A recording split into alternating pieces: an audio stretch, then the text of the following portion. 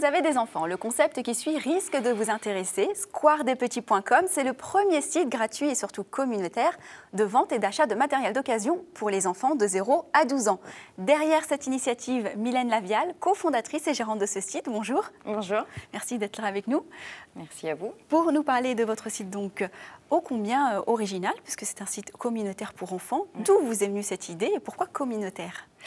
En fait, l'idée a germé dans notre tête quand nous avons eu notre enfant. Nous avons acheté beaucoup de matériel, beaucoup d'articles pour lui. Et puis, on s'est vite rendu compte que le matériel devenait obsolète, qu'il fallait changer et renouveler en permanence les articles pour notre enfant.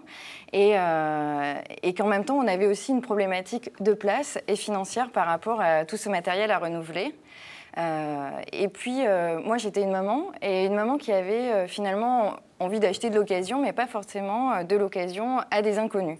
À n'importe qui. À n'importe qui, exactement. J'étais prête à acheter de l'occasion à ma famille, à des amis, à des collègues, mais pas à des inconnus. Et donc, je me suis dit, ce serait génial si je pouvais, sur un site, voir tout le matériel et tout ce que peuvent vendre mes amis qui ont des enfants ou les amis de mes amis. Et donc, l'idée du site est née comme ça. Quand vous dites lui acheter des jouets, vous parlez évidemment de votre fils. Oui, tout à fait. Et pour la petite anecdote, je crois savoir que c'est lui qui vous a aidé à trouver le nom de votre concept. Oui, exactement. Donc, on avait cette idée de site communautaire pour le matériel pour enfants, mais il fallait lui trouver un nom. Et un jour, j'étais avec mon fils, on était au parc tranquillement, il jouait, moi j'étais assise, je le regardais. Et puis là, je me suis dit, mais en fait, je suis dans un square.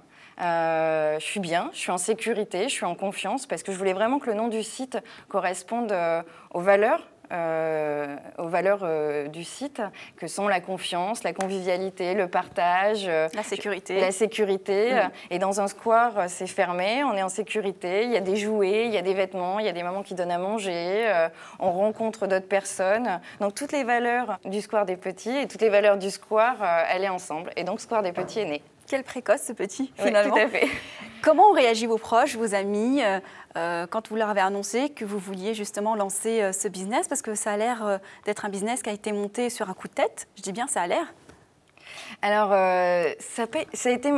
l'idée est arrivée au fur et à mesure. On en a beaucoup parlé avec nos amis et nos proches. On leur a présenté l'idée, on leur a dit « Et si, qu'est-ce que tu fais de ton matériel pour enfants? Et si tu pouvais le vendre finalement à des amis où tu es sûr d'être payé, où tu es sûr que les personnes qui viennent à la maison, c'est en sécurité pour voir les objets ?» Et alors là, c'est vrai que de manière assez spontanée, on a eu plein de retours positifs. « Ah bah oui, c'est génial, je serais ravie, ça fonctionnerait bien, je sais déjà ce que je pourrais vendre, je sais déjà à qui je pourrais l'envoyer. » Donc finalement, notre entourage et nos amis nous ont motivés et confortés dans cette idée qui effectivement au début était une idée et qui au fur et à mesure du temps s'est mise en place de manière beaucoup plus précise. Vous avez tâté le terrain, c'est très bien. Voilà, exactement. Comment fonctionnent les sites? Est-ce qu'il y a un système d'inscription? Je crois savoir que c'est gratuit. Est-ce qu'il y a un paiement à un moment donné? Est-ce qu'il y a un service après-vente, entre guillemets, puisqu'il n'y a pas de vente directe entre l'internaute et vous? Mais voilà, comment ça fonctionne?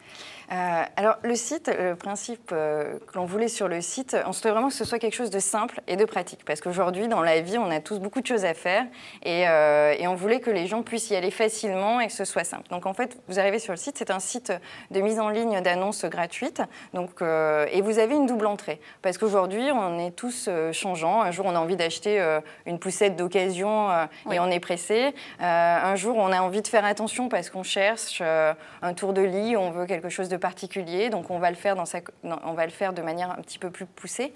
Donc, il y a une double entrée sur le site. Vous déposez vos annonces. Et donc, elles sont accessibles à toute la France. Et vous pouvez aussi acheter sur toute la France, que ce soit des sièges auto, des lits, des poussettes, des parcs, des vêtements, des lits parapluies. On n'achète pas au site, hein? C'est les gens on n'achète pas au site. C'est une mise en relation entre particuliers. Et vous avez une autre entrée où, avec vos identifiants, de manière très simple, vous vous connectez et là, vous invitez vos amis et vous voyez les annonces de vos amis. Vous pouvez aussi réserver les annonces que vous mettez pendant 10 jours qu'à vos amis pour leur vendre d'abord à eux. D'accord. Et comme ça, vous êtes en sécurité et en confiance. Donc, il y a les deux possibilités. Selon vos humeurs, vos envies, vous déménagez, vous êtes pressé, ou alors vous cherchez vraiment un article en particulier. Et là, vous allez dans votre communauté. Et aussi, pour que ce soit très simple, ça a été testé par des grands-parents. Parce qu'eux aussi ont besoin de s'équiper pour leur maison, pour leurs petits-enfants. Et ils l'ont testé et le fonctionnement est assez simple. Vous dites souvent « nous » parce que vous avez cofondé ce site avec votre mari, ne l'oublions pas. Comment s'est passée justement cette phase de réflexion avec lui? Que vous a-t-il apporté? Comment aujourd'hui vous travaillez concrètement? Parce que lui est encore en poste. Tout à fait. Mais en fait, l'idée, elle est venue du coup ensemble. On a travaillé ensemble sur le concept, sur l'idée, sur l'étude de marché. Lui, on va dire, est resté dans son travail. Ce qu'on a fait ensemble, c'est toute la phase de départ, de réflexion. Moi, j'avais vraiment cette volonté d'aller plus loin. Et du coup, j'ai pris le site et je le gère à 100%. Et lui a son travail. Et maintenant, du coup, chacun a son rôle. Lui travaille dans son entreprise et moi, je gère le site. Voilà. D'accord. Alors, vous avez une expérience de 12 ans dans le marketing. Oui, tout à fait. Lui a une expérience de 10 ans en tant que commercial. J'imagine que ce sont des expériences respectives qui vous apportent beaucoup au quotidien pour justement votre site internet. Tout à fait. Alors, comme on est complémentaires dans la vie, on va dire qu'on s'est trouvés aussi sur ce projet d'entreprise, puisqu'on est complémentaires. Moi, avec ma compétence marketing, donc tout ce qui est communication, mise en place du site, référencement, et lui avec sa compétence commerciale qui est plus dans le développement du site et dans la compétence aussi sur le business plan, sur la construction du projet. Même si on a bien compris que vous ne travaillez pas ensemble tous les jours, est-ce que c'est compliqué de monter un projet en couple? Et quels conseils finalement pour les femmes qui nous regardent et qui souhaitent éventuellement monter une entreprise avec leur mari? Je dirais, est-ce que c'est compliqué? Je dirais oui et non. C'est compliqué, c'est pas compliqué parce que finalement, votre associé, c'est votre compagnon. Donc, en général, c'est quelqu'un qui vous veut du bien. C'est parfois à double tranchant, justement. Oui, mais il y a un double tranchant, mais c'est vrai qu'au départ, c'est quand même quelqu'un avec qui vous veut du bien. Quand on travaille plutôt dans la bienveillance et dans l'amour, donc ça fonctionne plutôt bien. Donc ça, c'est le point positif. Après, c'est difficile aussi parce que du coup, le professionnel s'invite dans votre quotidien de personnel et il faut arriver à gérer ça. Le conseil que je pourrais donner, c'est ce qu'on a mis en place, nous, et qui fonctionne très bien, c'est que maintenant, on se donne des rendez-vous de travail. On fait des points, puisqu'il est associé dans l'entreprise, et on fait des points comme si on était des professionnels, pour pas qu'au quotidien, parce que parfois on n'est pas d'accord, ce soit là dans notre vie personnelle. Alors, combien de temps entre la phase de réflexion de départ et entre la phase de lancement concrète? Et quelles sont les difficultés que vous avez rencontrées? Est-ce que vous avez fait appel à certaines aides? Par exemple, d'aide à la création d'entreprises pour les femmes. Est-ce que vous avez levé des fonds, fait des prêts bancaires? Racontez-nous un petit peu. C'est vrai que la grande aventure de l'entrepreneuriat, c'est assez particulier parce qu'au début, nous, on est parti d'une philosophie, d'une idée. Et puis, c'est vrai qu'à un moment, on s'est dit, faut passer peut-être le pas, mais comment passer le pas? Et un jour, j'ai pris mon téléphone et j'ai appelé l'association Coup de pouce, qui est une association de Rueil-Malmaison, où nous habitons, et qui aide des créateurs d'entreprises à monter leurs projets. Et c'est vrai que ça a été incroyable. On a eu 2 accompagnants, Lisou et Christian, qui nous ont vu une demi-journée par mois pendant 6 ou 8 mois, qui nous voient encore et qui nous ont suivis.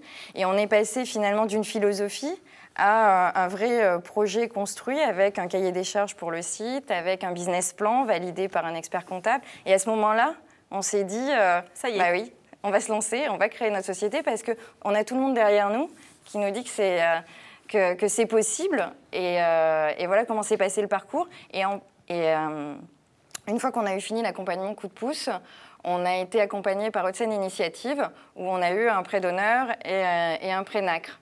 Donc oui, et je pense qu'aujourd'hui, sans ces accompagnements, qui sont très puissants aujourd'hui en France, nous n'aurions pas monté notre société, parce que c'est vraiment ce qui nous a permis de nous lancer. Le prêt NACRE, pour celles qui ne connaissent pas, c'est aussi se porter garant pour les femmes, jusqu'à 70%. Oui, c'est ça. On a aussi eu le fonds de garantie à l'initiative des femmes pour le prêt bancaire. Donc c'est vrai que c'est un accompagnement complet, que ce soit au départ dans la création et dans la description du fonctionnement du site, et après dans l'accompagnement technique de l'entrepreneuriat. Alors au-delà de l'argent et de l'aide financière que vous a apporté le prêt d'honneur et le prêt NACRE, est-ce que vous aviez des fonds personnels? Est-ce que ça suffisait au départ? Est-ce que vous avez dû compléter ces fonds? Est-ce que vous êtes quand même passé chez le banquier aussi également? Parce que c'est quand même une étape hyper importante dans la création d'entreprise et ça intéresse beaucoup de femmes. Oui, alors tout à fait. Effectivement, donc nous avons mis des fonds personnels. Il y a aussi des fonds d'une banque. Le Crédit Agricole. Un apport personnel. Un apport personnel, une banque et prêt d'honneur et prêt NACRE. Et c'est vrai qu'aujourd'hui, la difficulté, c'est d'avoir le prêt bancaire. C'est vrai que moi, avec le Crédit Agricole, ça s'est très très bien passé. Ils ont tout de suite cru en notre projet.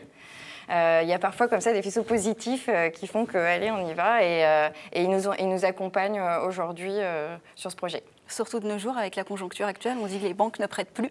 C'est vrai, c'est vrai. Après, je crois qu'il ne faut pas hésiter à pousser les portes et que l'humain est encore présent aujourd'hui.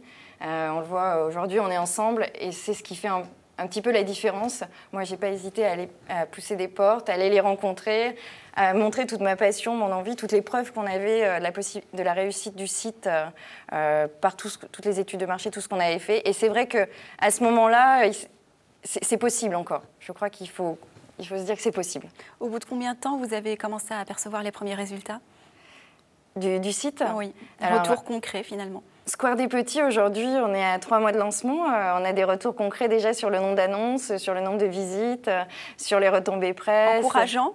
Encourageant, oui. On est dans notre business plan, donc c'est très positif. Et aujourd'hui, toutes les retombées que j'ai pu avoir aussi montrent qu'il y a vraiment pas un engouement, mais le site fonctionne bien. Vous communiquez comment finalement autour de ce site? Est-ce que vous avez un budget ou est-ce que vous avez des astuces? Alors j'ai des astuces, parce que je n'ai pas beaucoup de budget en fait. Comme je vous l'ai dit, c'est quand même un lancement avec des fonds personnels, une banque. Donc il n'y a pas de business en jeu derrière. Donc j'ai plutôt des astuces. Moi j'ai privilégié une relation de confiance et à long terme. Je n'ai pas acheté de publicité. Je travaille déjà beaucoup mon référencement. Donc j'ai aussi un blog où j'écris des articles pour conseiller sur l'occasion, comment bien vendre, comment bien acheter, mes coups de cœur aussi. On peut le citer. Hein. Voilà, le blog du Square des Petits. Ça c'est pour aussi le référencement. Et ensuite j'ai une attachée de presse aussi pour tout ce qui est retombées presse, TV et médias. Et ensuite je fonctionne aussi beaucoup par le réseau. Par les réseaux sociaux qui sont aujourd'hui un moyen incroyable de se développer. J'ai eu la chance aussi de rencontrer beaucoup de blogueuses, mamans qui croient en notre projet et qui du coup font des articles aussi sur le site. J'ai fait aussi le Salon Baby. Oui. À Paris, qui m'a permis de rencontrer beaucoup de parents et de parler de mon projet. Donc je privilégie, on va dire, une communication par des astuces et par le réseau. Dernière question, très rapidement, quel conseil pour les femmes qui nous regardent et qui souhaitent suivre justement votre parcours et votre exemple? Le conseil, je dirais, de rêver. De rêver, la passion, l'enthousiasme et d'avoir un bon projet et de se faire accompagner. Merci beaucoup Mylène Lavielle d'avoir répondu à nos questions. Merci beaucoup de nous avoir suivis. On se retrouve la semaine prochaine, toujours sur Demain et Oui Do Biz Radio. À bientôt.